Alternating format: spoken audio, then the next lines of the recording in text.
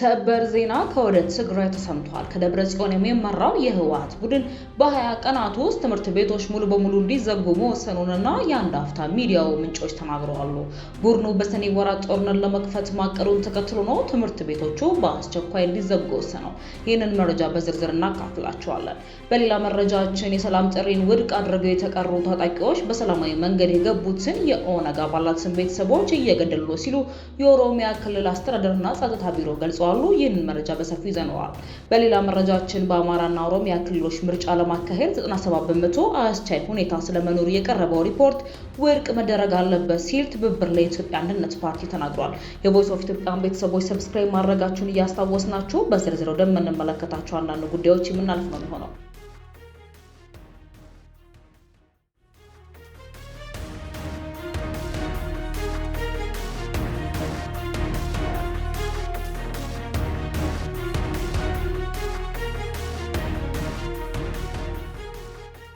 በደብረ ጽዮን የሚመራው የህወሓት ቡድን በ20 ቀናት ውስጥ ትምህርት ቤቶች ሙሉ በሙሉ እንዲዘጉ መወሰኑን የአንድ አፍታ ሚዲያ ምንጮች ተናግረዋል።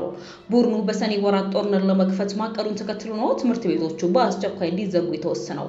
ለጦርነት እየተዘጋጀ መሆኑ የሚነገርለት ህወሓት በትግራይ ክልል ከመደበኛው ጊዜ ቀድሞ ትምህርት እንዲዘጋ ውሳኔ አሳልፏል።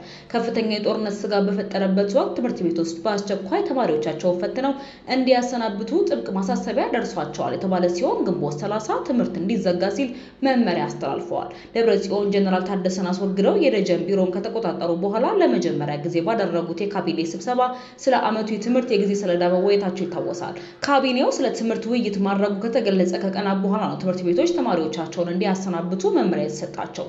የዓመቱ ትምህርት ከመደበኛው ጊዜ አንድ ወር ቀድሞ እንዲዘጋ የተወሰነው ክልሉ ውጥረት ውስጥ በገባበት ወቅት ሲሆን በዚህም ትምህርት ቤቶች ተማሪዎቻቸውን ከግንቦት 30 በፊት እንዲበትኑ መመሪያ በመውረዱ በነዋሪዎች ዘንድ የግጭት መቀስቀስ ስጋቱ ከፍ አድርጎታል። ትምህርት ቤት ውስጥ በተሰጣቸው ማሳሰቢያ ዘል መመሪያ መሰረት ከመደበኛ እቅድ ውጪ ለተማሪዎቻቸው ፈተና ሰጥተው ግንቦት 30 ለመዝጋትም እየተዘጋጁ ነው።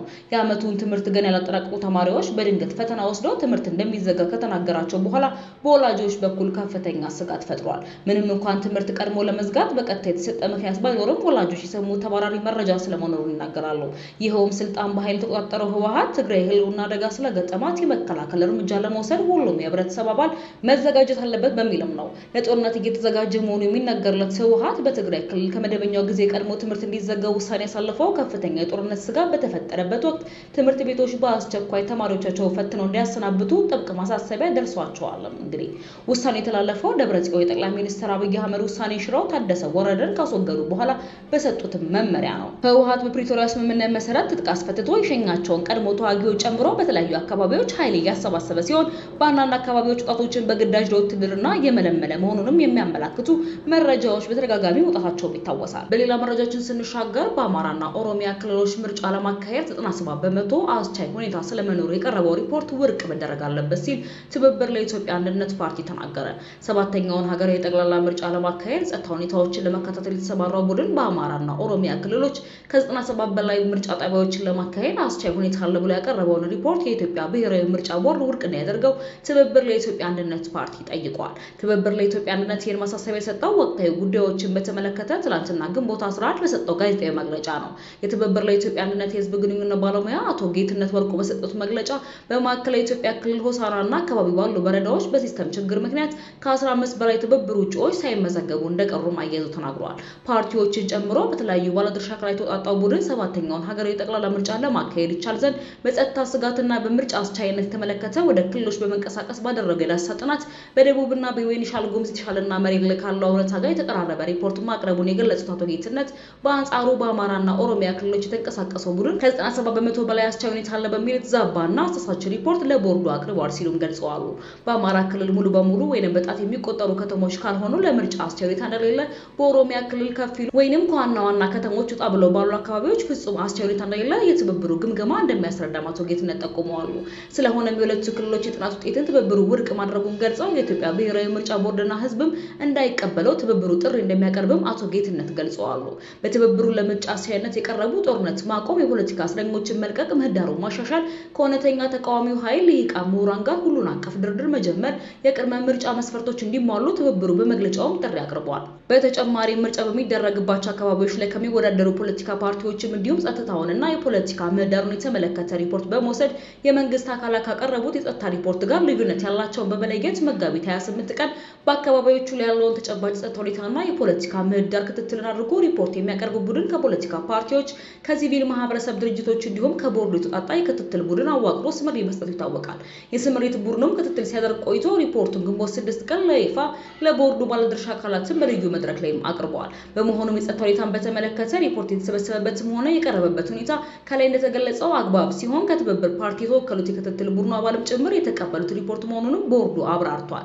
በዚህ ሂደት አጠቃላይ ምርጫው በእጩዎች ምዝገባ ሲስተም ከመዝገባቸው እጩዎች ውስጥ 1053 የእጩነት ምዝገባ የምስክር ወረቀት ያገኙ 20 እጩዎች በፓርቲው ሲስተም አድሚኒስትሬተር ሙሉ በሙሉ ከሲስተም ላይ የተሰረዙ 3 እጩዎች የተለቀቁ 6 የእጩነት መስፈርቶችን ስላላሟሉ በቦርዱ ውድቅ የተደረጉ 8ቱ በፓርቲው በኩል የተለያየ ደረጃ ላይ ያሉና ቦርዱ በፓርቲው ያልተላኩ እንደሚገኙበት አስረድቷል። በመሆኑም የፖለቲካ ፓርቲው የእጩዎች አመዘጋገብ ላይ ያለው መረጃ ከላይ እንደተጠቀሰው አግባብ የተከናወነ ሲሆን በጥያቄው ላይ የቀረበው ከ250 እስከ 300 የሚደርሱ የፖለቲካ ፓርቲዎች እጩዎች ከምርጫው ውድቅ ተደርገዋል የሚለው የተሳሳተ መረጃ መሆኑና በአጠቃላይ የቀረቡት ፓርቲዎች ውድቅ የሆነባቸው እጩዎች ድምር ቢታይ እንኳን የተጠቀሰው ቁጥር ያነሰ መሆኑን ገልጾ ምርጫ ቦርድ ምላሹንም ሰጥቷል። የቮይስ ኦፍ ኢትዮጵያን ቤተሰቦች ሰብስክራይብ ማድረጋችሁን እያስታወስናችሁ ወደ መጪው ዘገባችን እናልፋለን።